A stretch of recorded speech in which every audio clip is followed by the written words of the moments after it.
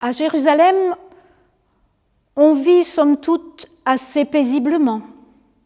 Après tous les événements, la crucifixion, la mort de Jésus, et puis sa résurrection, et puis la Pentecôte,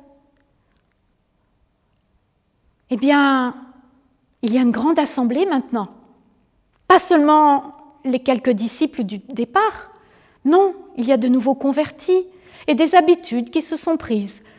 Par exemple, on se réunit souvent dans la maison de Marie, la mère de Jean, qu'on appelle aussi Marc, parce qu'elle a une grande maison. Et au premier étage, sous les toits, là, il y a vraiment une grande chambre. On peut se retrouver là, louer Dieu, chanter les psaumes, écouter les apôtres qui racontent leurs souvenirs, les paroles de Jésus. Entre eux, ils s'appellent ceux qui suivent la voie. Et la voie, c'est le chemin que Jésus a préparé.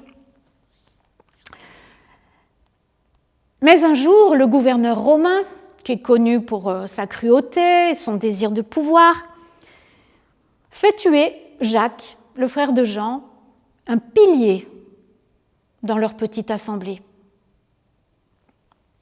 Et puis, il voit que ça fait plaisir aux Juifs, alors il fait arrêter Pierre. Il ne fait pas tuer tout de suite parce que c'est la fête de la Pâque, enfin, c'est pas le bon moment.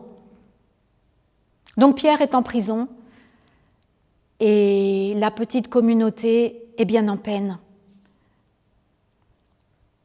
Leur réflexe, c'est de se replier sur eux-mêmes. Et pour commencer, on va fermer la porte de la maison de Marie.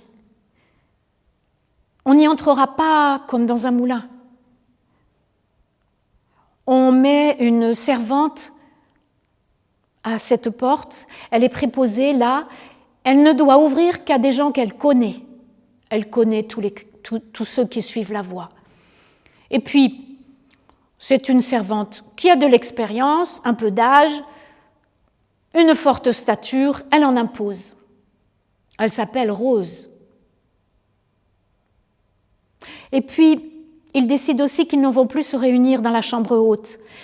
Ils vont plutôt se réunir en bas, dans les jardins intérieurs, sous les colonnades. Ça sera plus discret. Et puis, on ne va pas chanter, on va juste chuchoter. Et ce soir, ils sont nombreux là, réunis, en train de prier. Ils présentent la situation à Dieu. Jacques qui est mort, Pierre qui est en prison. L'assemblée prie avec instance. Et pendant ce temps-là, dans la prison, Pierre dort. Couché par terre, il y a vaguement un peu de paille pour que ce soit plus confortable. Il est enchaîné à 2 soldats. Le gouverneur veut vraiment qu'il ne se sauve pas. À sa porte, il y en a encore 2 autres. Et ces 4 soldats sont renouvelés chaque jour. Quand tout à coup, arrive un ange, une grande lumière, éblouissante. Enfin, elle n'éblouit que Pierre, les autres n'ont pas l'air de voir. Mais Pierre ne réalise pas vraiment ce qui se passe. Et il faut que l'ange prenne tout en main, qu'il le touche d'abord, et qu'il lui dise « lève-toi ». Et à ce moment-là, les chaînes tombent et Pierre se lève. Mais l'ange doit lui dire « habille-toi, mets ton manteau, attache ta ceinture, mets tes sandales, et puis suis-moi ». Et Pierre suit, un peu comme un somnambule qui ne sait pas ce qu'il fait. Il passe la première porte. Les gardes qu'il rencontre n'ont pas l'air de les voir.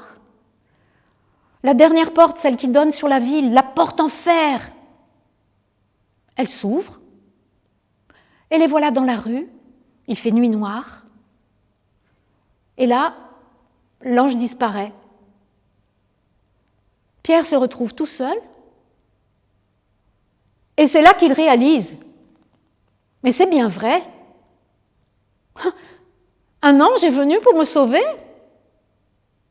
Son premier réflexe, c'est d'aller à la maison de Marie, la mère de Jean-Marc. Il est assuré d'y trouver du monde. Effectivement, il y a du monde. Pierre frappe discrètement à la porte. Derrière, Rose demande qui est là. Il dit, c'est Pierre. Rose est tellement joyeuse, tellement contente, tellement heureuse qu'elle fonce dans les jardins et qu'elle annonce à la cantonade, mais pas trop fort non plus, « Pierre est là, derrière la porte !» On la fait taire. On lui dit qu'elle est folle. « Mais si, c'est bien lui, j'ai reconnu sa voix !» On lui dit que ça doit être un fantôme, comme si c'était plus vraisemblable.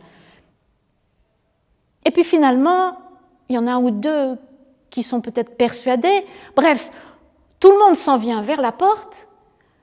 Pierre est toujours derrière la porte, à toquer, toquer et dire « C'est Pierre, c'est moi, c'est Pierre, je suis Pierre ». On lui ouvre et tout le monde lui saute dessus, tout le monde l'embrasse, tout le monde veut le toucher et le bruit monte et Pierre fait signe à tout le monde de se taire. Là, dans l'entrée, à brûle-pourpoint, il leur explique tout ce qui vient de lui arriver et puis il leur dit « Allez le dire à Jacques, celui qui est ancien dans notre assemblée, allez lui expliquer tout ça. » Et lui, il s'enfuit, il part. En effet, le lendemain matin, grand branle-bas de combat à la prison. Le prisonnier a disparu. Et l'enquête ne donne rien, évidemment. Alors le gouverneur romain fait tuer tous les gardes, 8 en tout. Quant à Pierre, eh bien, on ne le reverra plus à Jérusalem.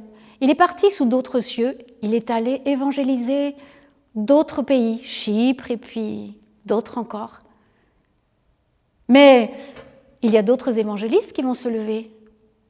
Un Paul, un Barnabas, un Timothée. On n'arrêtera plus l'évangile. On n'arrêtera plus les paroles de Jésus. Elles vont remplir le monde. Quant au gouverneur romain, à quelque temps de là, il est mort subitement.